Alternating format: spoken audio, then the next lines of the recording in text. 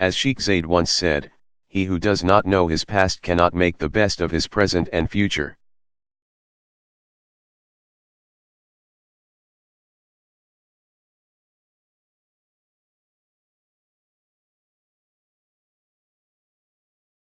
For it is from the past that we learn.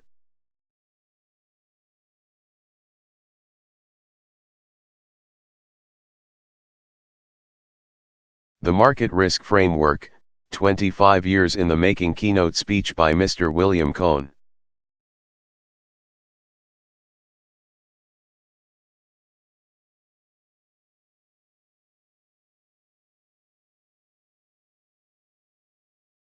Secretary General of the Basel Committee, at the ISDA Annual General Meeting, Miami, April 25, 2018.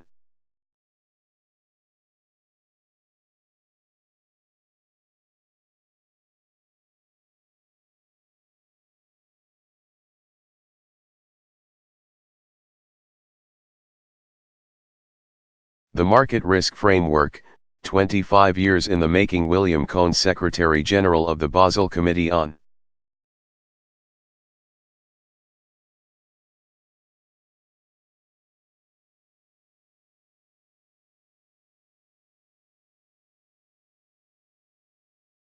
Banking Supervision. Keynote speech at the ISDA Annual General Meeting, April 25, 2018, Miami. As prepared for delivery. Introduction. Good morning.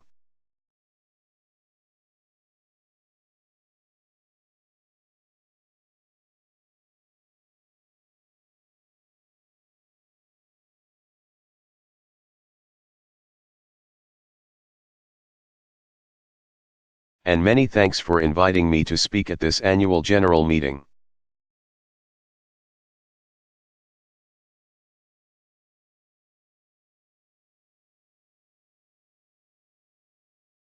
I was pleased to accept this invitation as there is no shortage of pressing supervisory and regulatory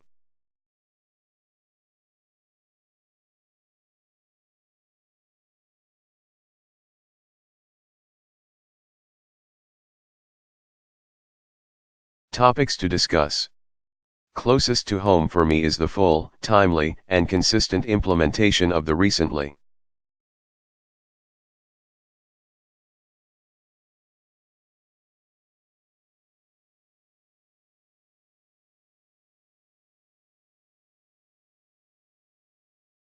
finalized post-crisis regulatory reforms, most notably the Basel III framework. But I would like to focus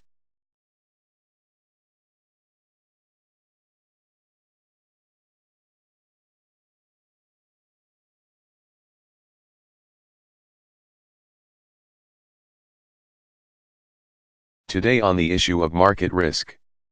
First, some perspective. 10 years have passed since the start of the global financial crisis. During this period,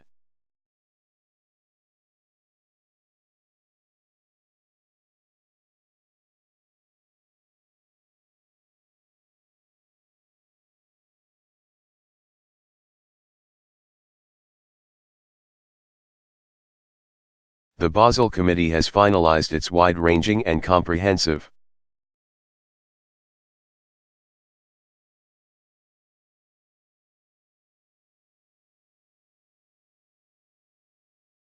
set of post-crisis reforms.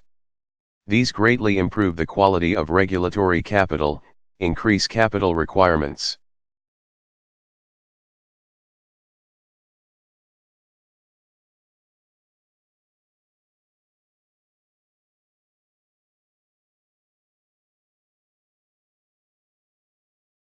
enhance risk capture, while specifying a minimum leverage ratio requirement, adding a macroprudential overlay.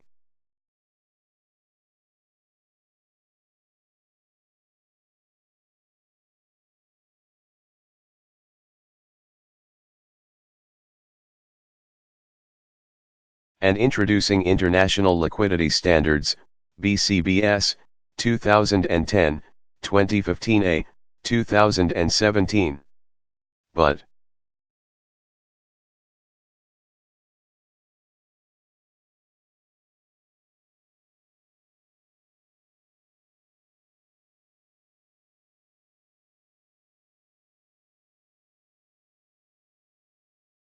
One element of the committee's post-crisis reform agenda has yet to be fully finalized.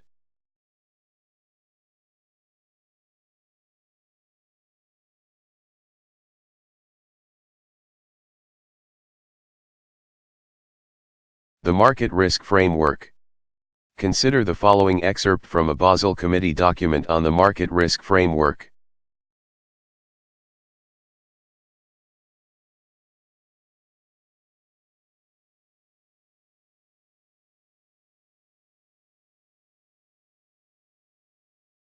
A common response has been that the frameworks developed by the Committee for Measuring Market Risk are at the same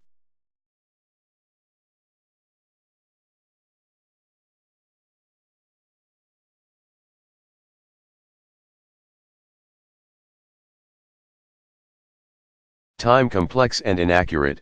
The frameworks are further criticized for incorporating a methodology which banks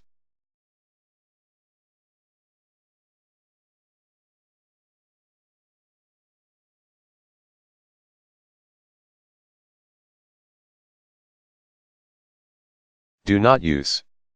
This may sound familiar, but it may surprise you to learn that this excerpt is from a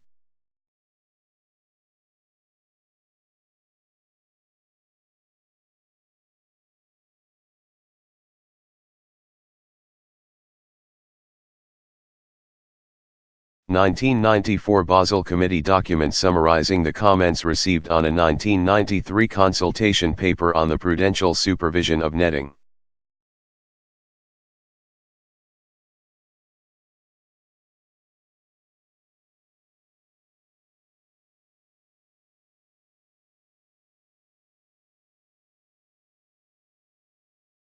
Market Risk and Interest Rate Risk, Goodhart, 2011.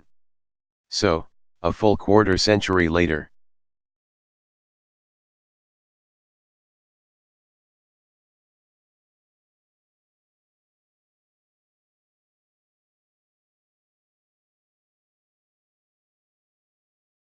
Must we lament the finalization of the market risk framework as one of those never-ending stories?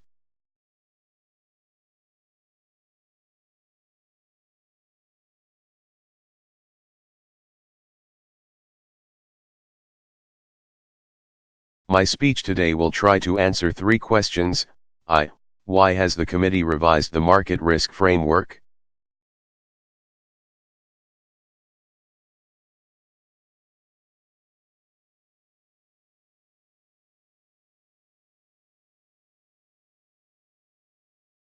Two, why has it taken so long to complete?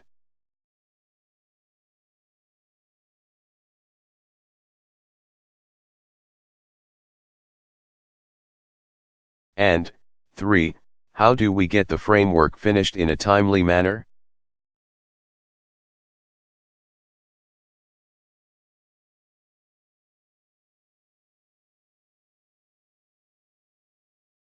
Why revise the market risk framework?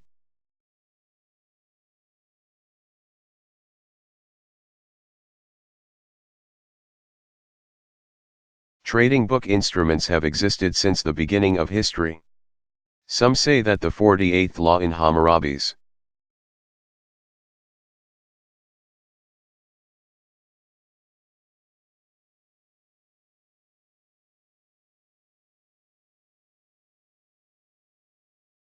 code makes the first reference to them, Kummer and Pauletto, 2012.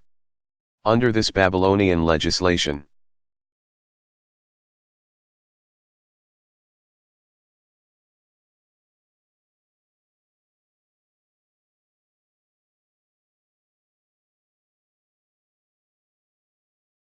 dating from around 1754 BC, farmers could renege on their debt if their crops failed. This is much akin to a put option.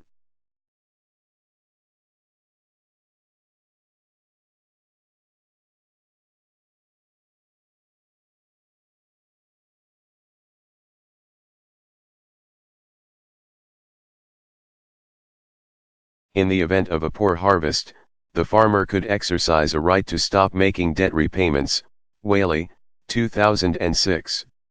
Similarly but somewhat later.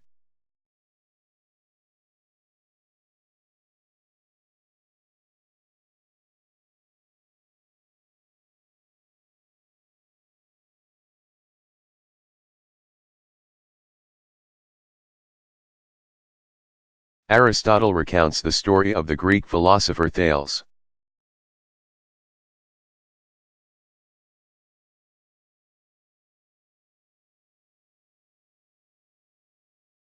who expected an unusually large olive harvest and secured the right, but not the obligation, to use all the olive presses in the ancient.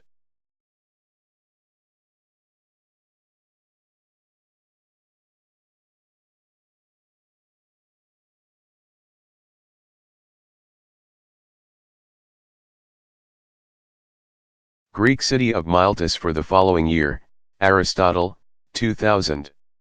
So, in a sense,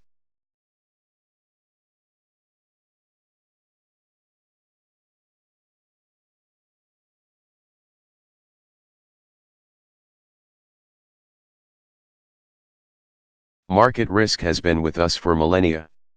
Moving to the present day, the global financial crisis exposed fault lines in the Basel II market risk.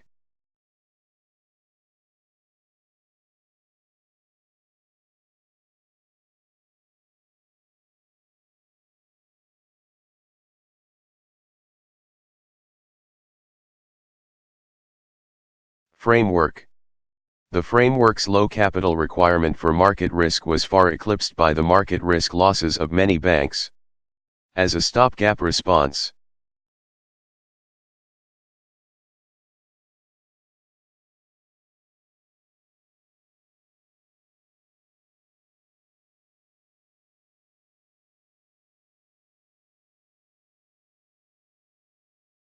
the committee introduced a set of revisions, the so-called Basel 2.5 framework.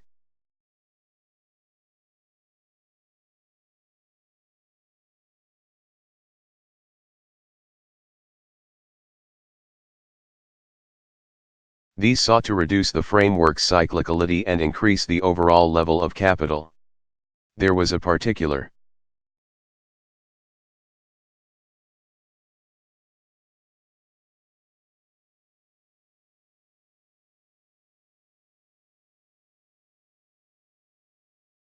focus on instruments exposed to credit risk, including securitizations, where the previous regime had been found especially lacking. However,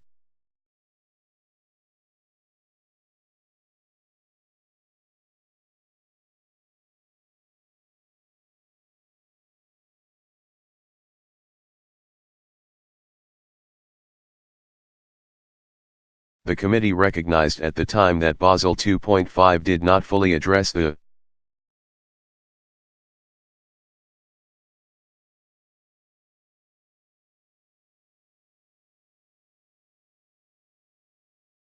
framework's shortcomings.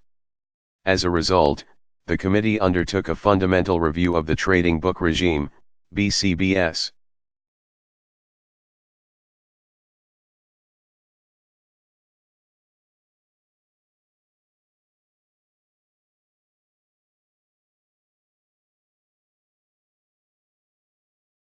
In 2012, the review sought to address shortcomings in the regime's design as well as weaknesses in risk measurement.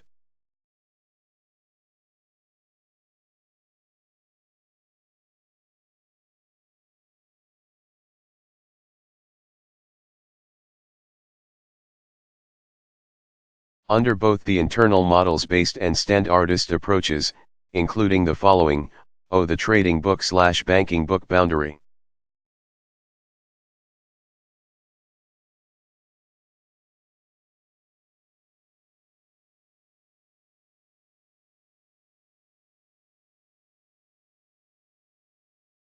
One source of weakness in the pre-crisis regime was how the regulatory boundary was defined.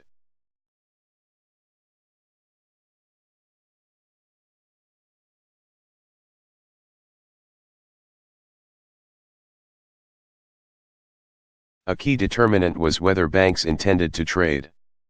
But this was an inherently subjective criterion that proved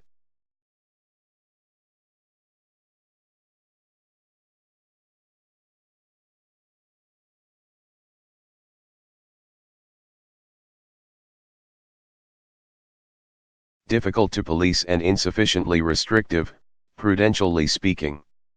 Coupled with large differences in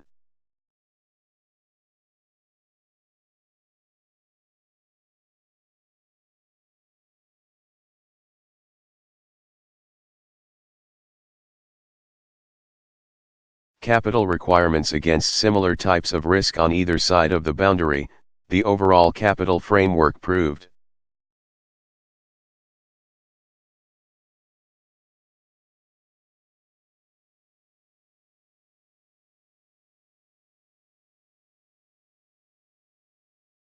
susceptible to arbitrage. Incorporating the risk of market illiquidity, before the Basel 2.5 changes were introduced.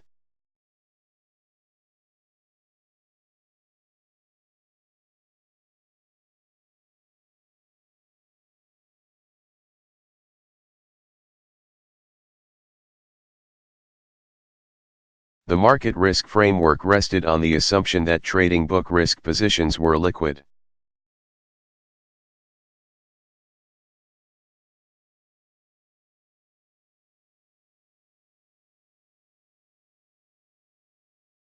I.e., that banks could exit or hedge these positions over a 10-day horizon. This assumption did not survive the global financial crisis. As liquidity drained away,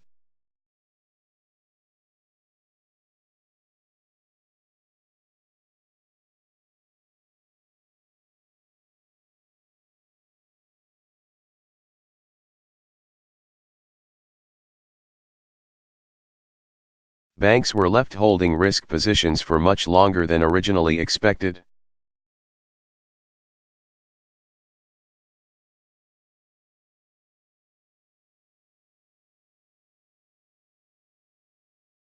Taking large hits when liquidity premia and market prices fluctuated. Enhancing the robustness and risk.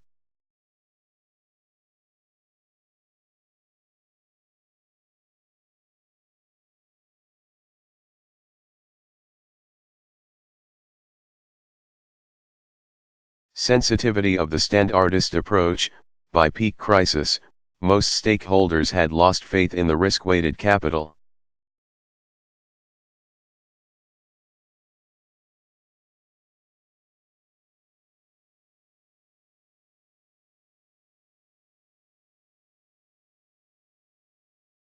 Ratios that banks were reporting. For its part, the committee became increasingly worried about the excessive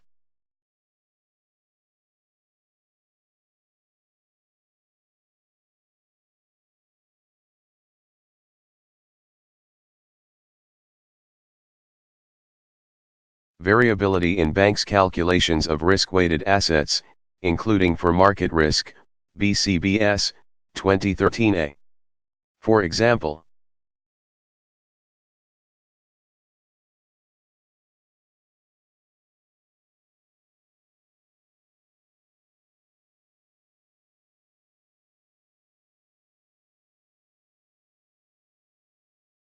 based on the committee's assessment, the capital requirement modeled by banks for a set of hypothetical diversified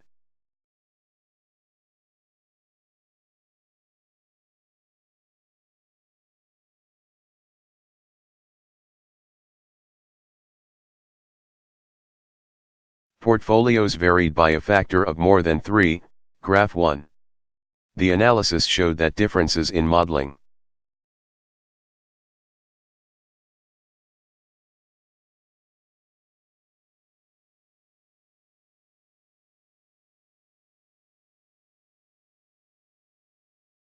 choices are a significant driver of variation in market risk-weighted assets across banks. Accordingly,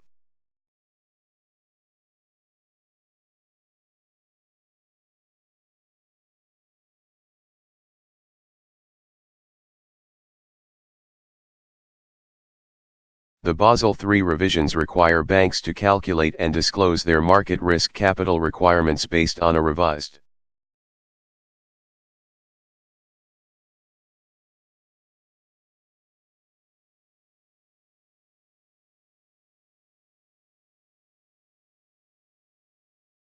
Standardist approach to enhance comparability across banks and jurisdictions. This approach will also be used in the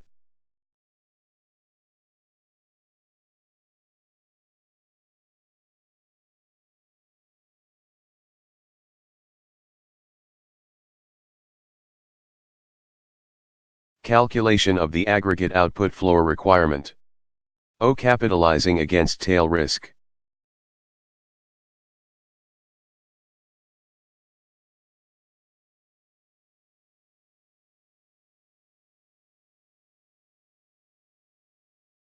The crisis also highlighted a number of weaknesses with the use of value at risk, VAR, to determine regulatory capital requirements.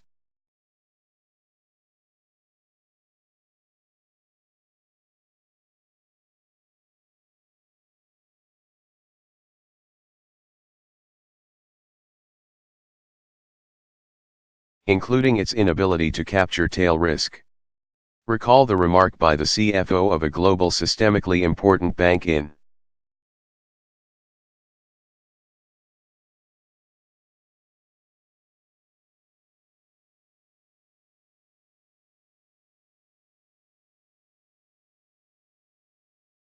August 2007 that we were seeing things that were 25 standard deviation moves, several days in a row.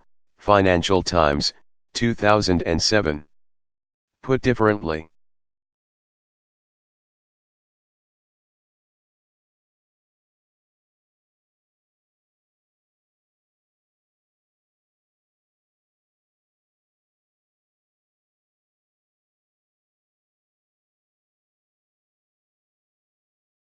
VAR models were suggesting that the crisis was a 1 in a 100,000 year event. And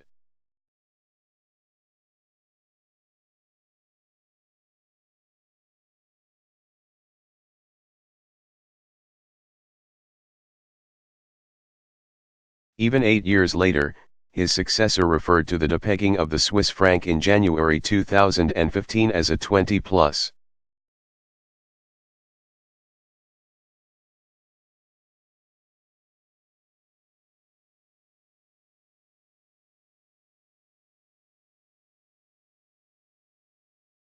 Standard deviation move, Economist, 2015. The committee's move to using expected shortfall as the measure for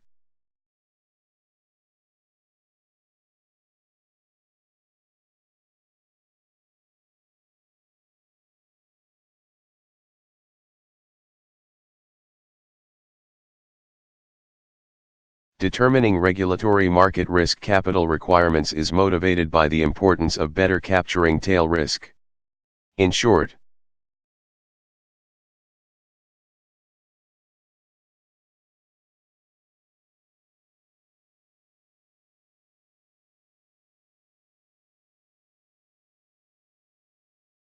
the pre-crisis market risk framework was in need of major repair. The weaknesses exposed by the crisis.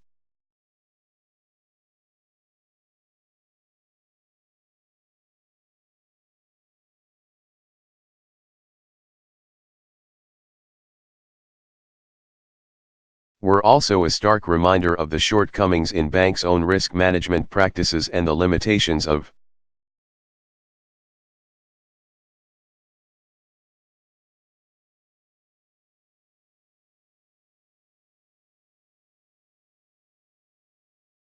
models in general.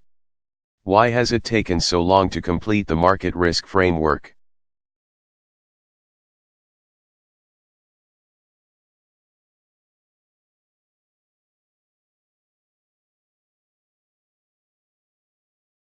After several years of work that included multiple consultations and quantitative impact studies, QIS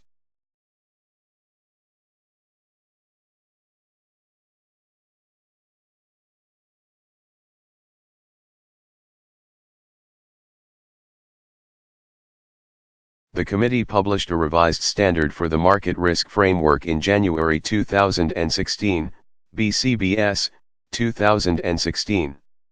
As part of finalizing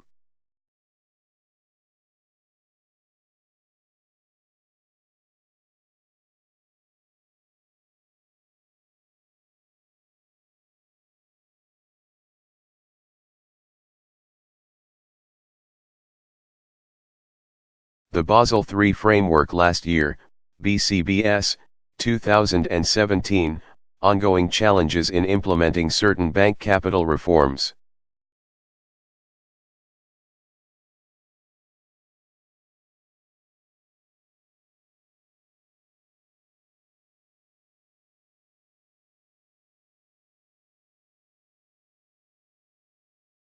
Were acknowledged by the Group of Governors and Heads of Supervision, GHOS, the committee's oversight body. Accordingly,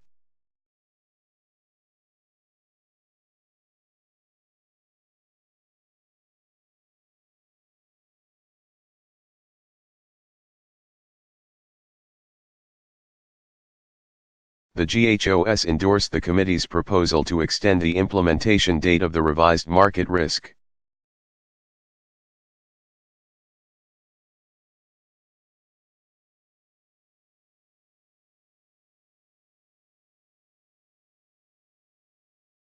Framework from 2019 to January 1, 2022, for both the implementation and first regulatory reporting date for the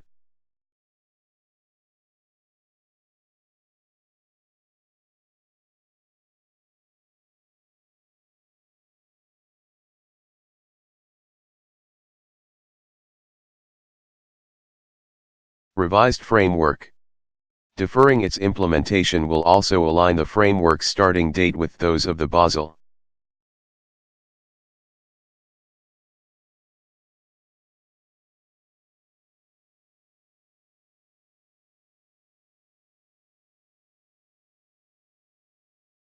Three revisions for credit risk and operational risk. It will give banks more time to develop the systems needed to apply it. More recently,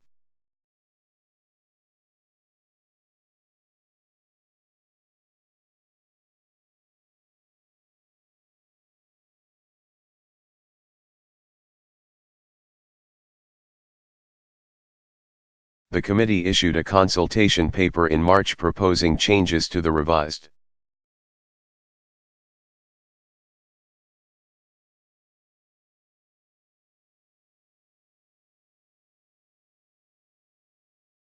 market risk framework. These include revisions to the calibration of certain elements of the standardist approach.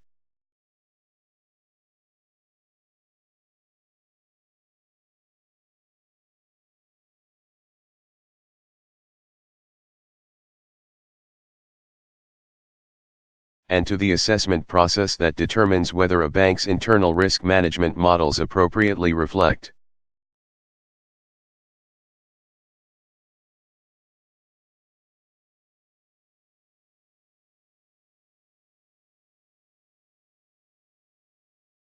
the risks of individual trading desks, BCBS, 2018b.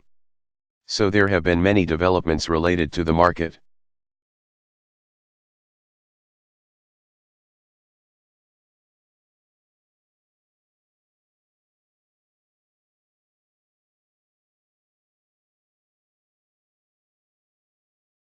Risk framework even after the publication of the revised standard in early 2016. I think a fair question to ask is,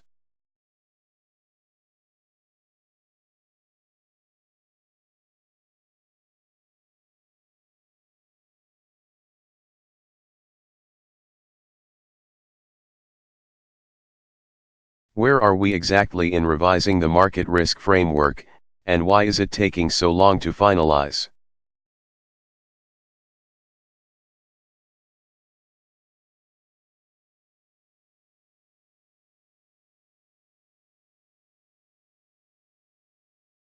This share has only become smaller over time.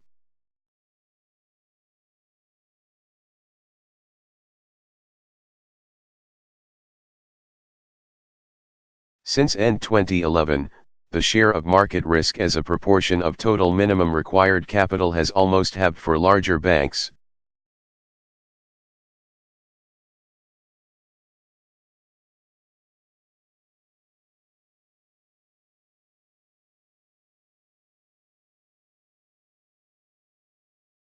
Including global systemically important banks, Graph 4, .10 The overall capital impact of the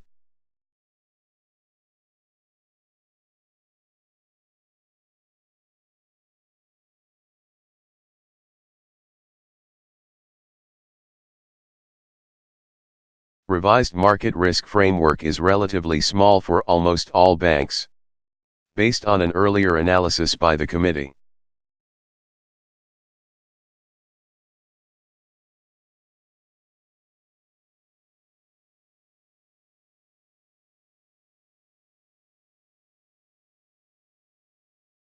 Prior to the finalization of the revised market risk framework, the average change in market risk capital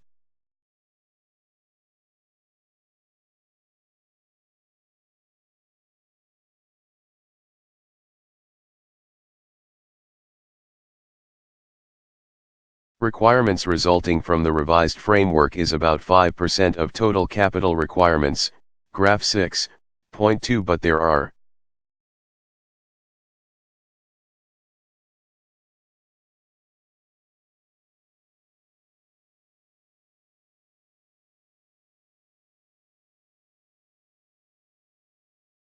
a handful of outlier banks that would see a more significant increase or reduction of their market risk capital requirements. Faced with these facts,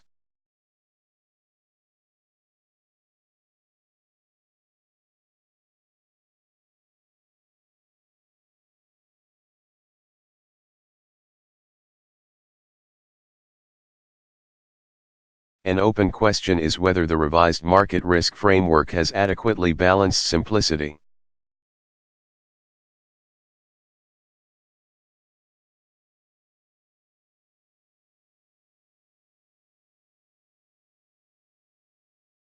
comparability and risk sensitivity.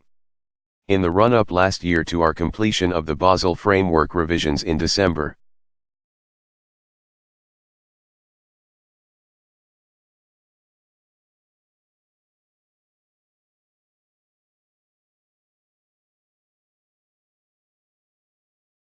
a common refrain was the need to maintain risk sensitivity. There was a concern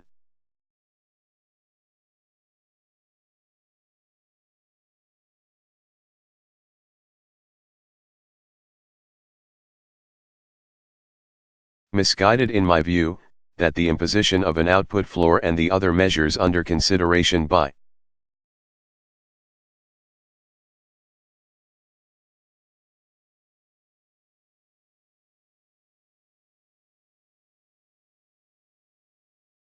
the committee would impair the framework's risk sensitivity. The committee has previously reaffirmed its support of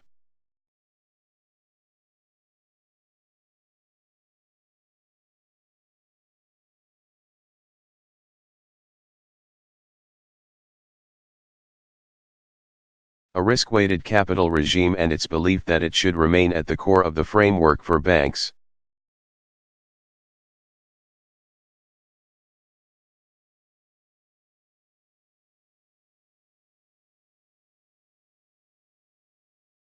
Complemented by the leverage ratio and liquidity metrics.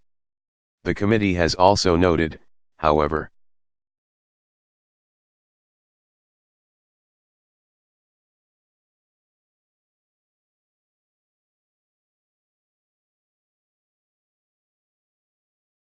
that the pursuit of increased risk sensitivity has considerably increased the complexity of the capital adequacy framework in some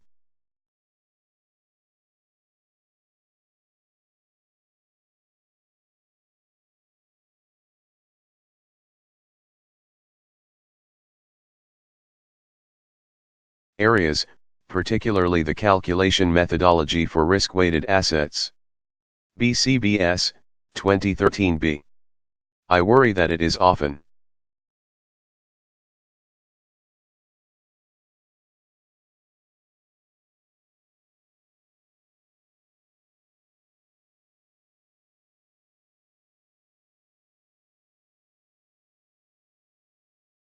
assumed that increased risk sensitivity is a priority of the banking industry and the pursuit of simplicity and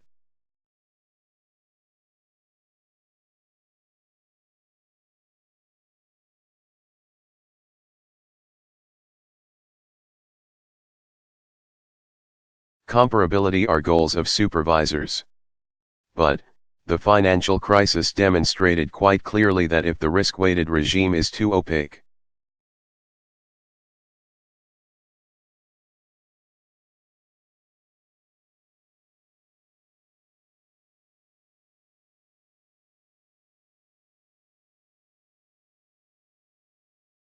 market participants will simply stop using risk-weighted ratios to assess the health of banks.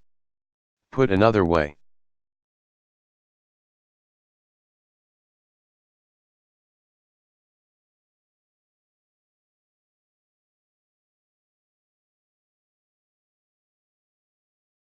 the more complex the risk-weighted regime becomes,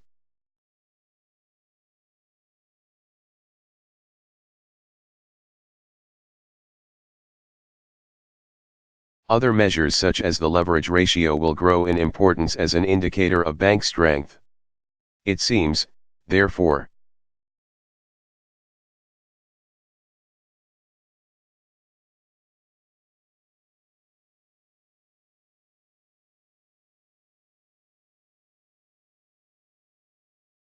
that it is in the interest of the banking industry itself to ensure that the regulatory regime is robust throughout the cycle. Further,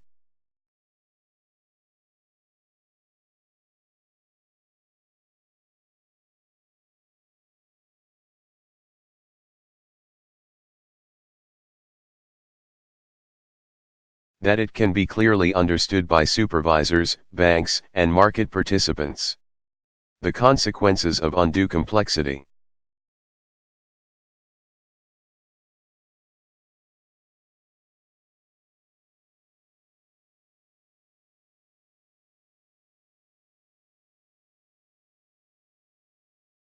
Can directly affect banks' own internal risk management. A bank's board and senior management may find it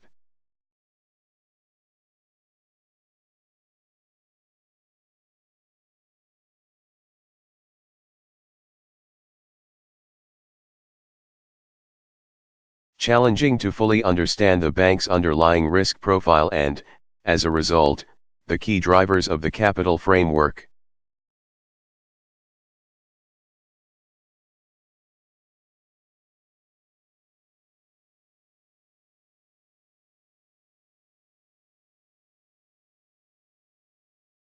Even though the public has a legitimate expectation that they have that ability.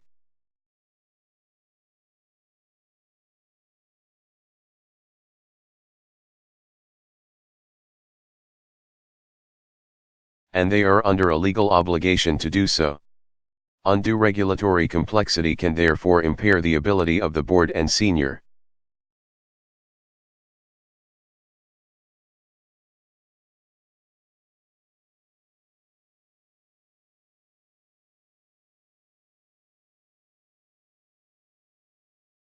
management of a bank to ensure that the bank has adequate capital to support its risks.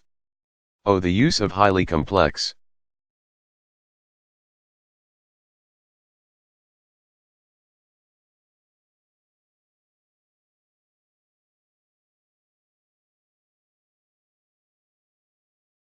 approaches can jeopardize sound internal risk management to the extent that bank management places undue reliance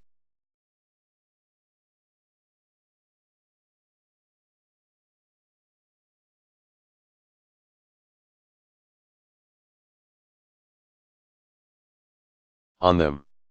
Risk management decisions based entirely on the output of complex quantitative analysis may not result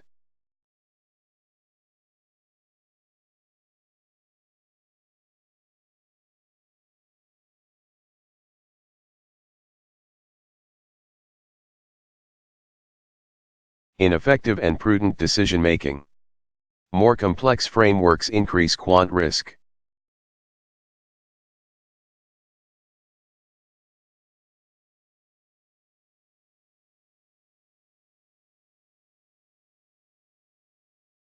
Whereby risk managers and supervisors effectively delegate key aspects of risk management and supervisory oversight to a limited number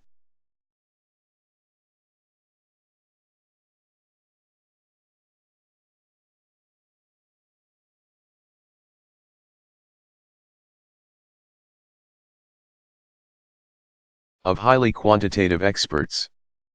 Compliance with an unduly complex capital framework absorbs a large amount of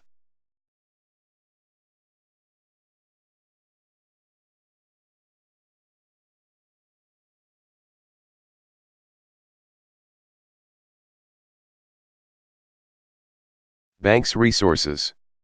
While this may be manageable for larger institutions, it places a greater burden on other banks. In short,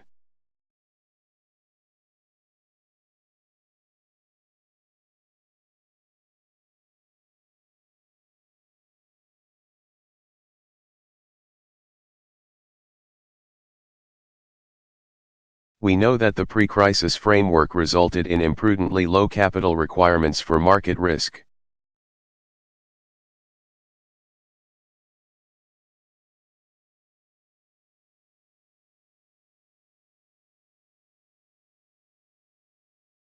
We know that market risk represents a very small share of total capital requirements for most banks. We know that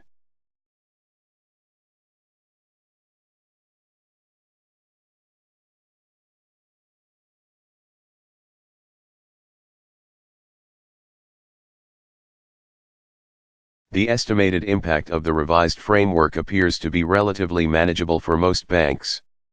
So have we.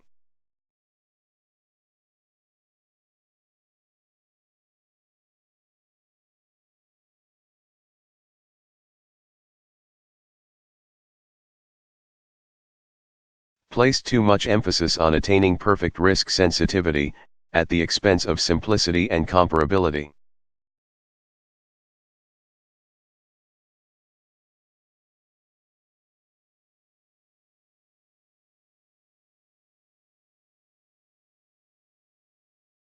Not to mention the significant costs associated with development and implementation.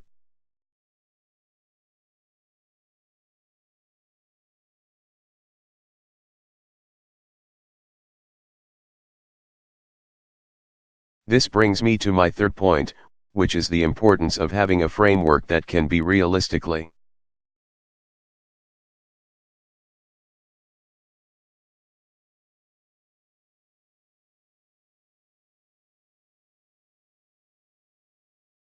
implemented by banks and jurisdictions.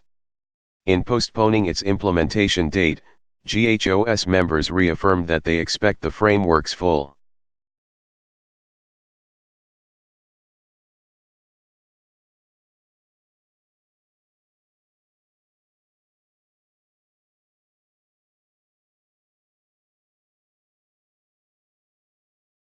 timely and consistent implementation. To meet this expectation,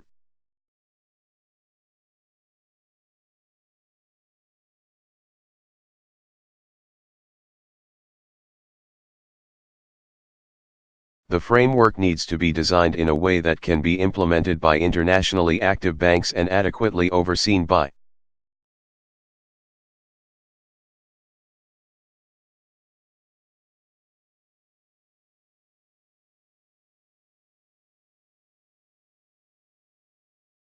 supervisors.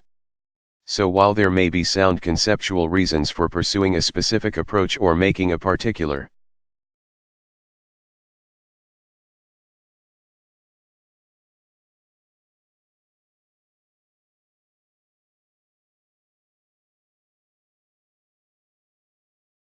revision to the market risk framework, it is in no one's interest to end up with a framework that cannot be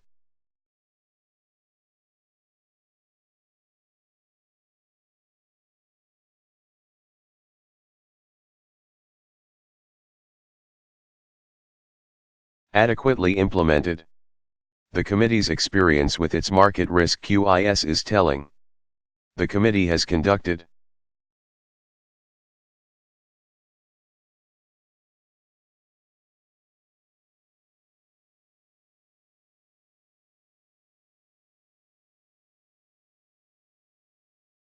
many quantitative exercises on market risk, both before and after the publication of the market risk framework.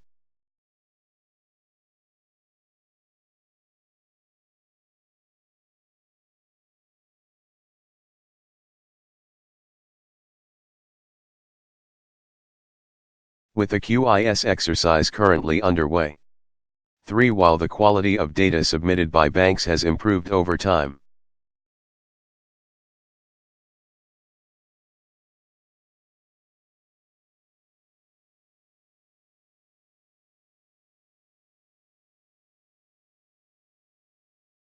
Data quality concerns remain.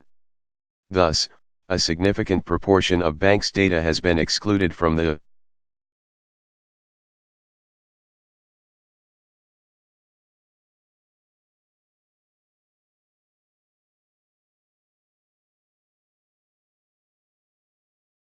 committee's analysis.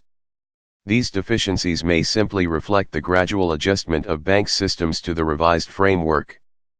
But as a result,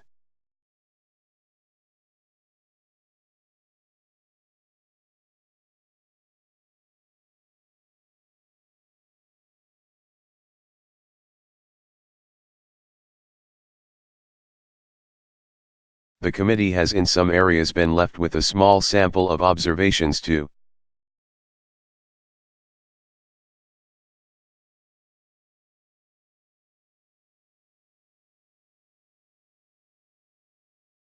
finalize certain outstanding revisions. This points to the importance of banks providing complete and robust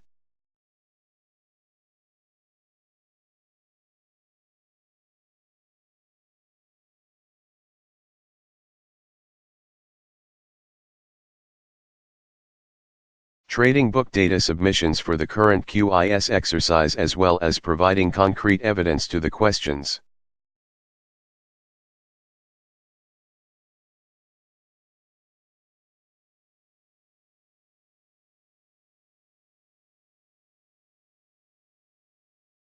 Posed in the consultation to facilitate the standards finalization. Point 4. Where do we go from here?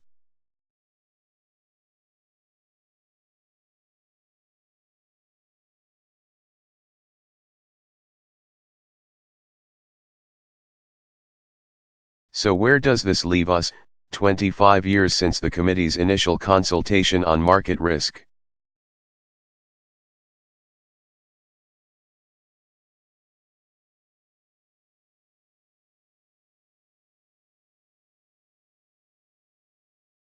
I'll make 3 concluding remarks.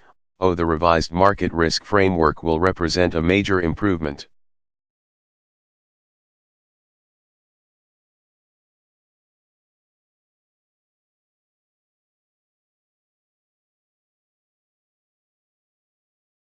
To the pre-crisis regulatory framework. The framework will address many of the fault lines exposed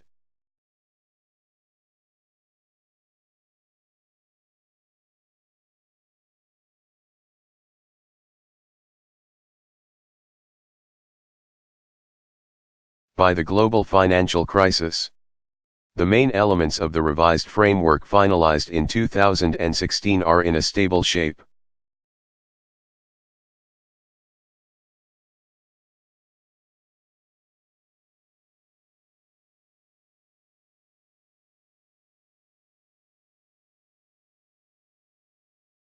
And the committee is focused on finalizing the few remaining outstanding issues in a timely manner this year. In doing so,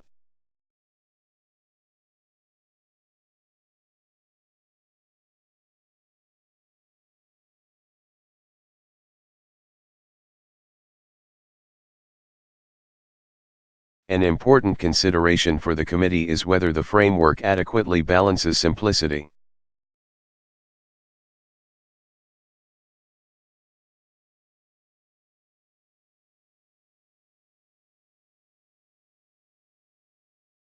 comparability, and risk sensitivity. Will the committee need to consider